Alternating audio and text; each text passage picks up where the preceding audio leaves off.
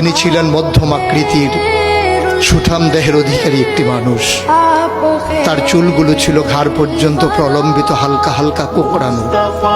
তিনি যখন চুলের ভিতরে তৈল দিয়ে আছড়াতেন মনে হতো মৃদুমন্দ ঢেউ দেখা যায়। তার কপাল ছিল চওড়া, ভ্রুগুলো ছিল জোড়া ভ্রু, ধনুকের মতো বাঁকা। চোখের পাতাগুলো ছিল ফুটন্ত গোলাপের গোলাপি রঙের এক একটি পাপড়ির মতো।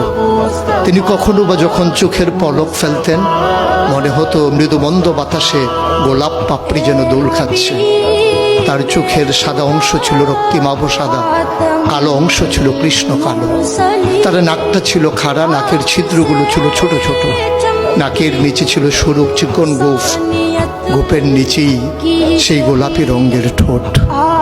তার ঠোঁটগুলো যখন কখনো বা মুচকে হাসত গোটা পৃথিবীর মানুষ অবাক বিস্ময়ে দেখত গোটা পৃথিবীতে যেন বিজলি চমকিয়েছে। তিনি কখনো বা যখন এই রাস্তা দিয়ে হেঁটে যেতেন, 1 মাস পরেও কখনো যখন সাহাবা হাঁটতেন তার গায়ের জান্নাতি গন্ধ তারা পেতেন।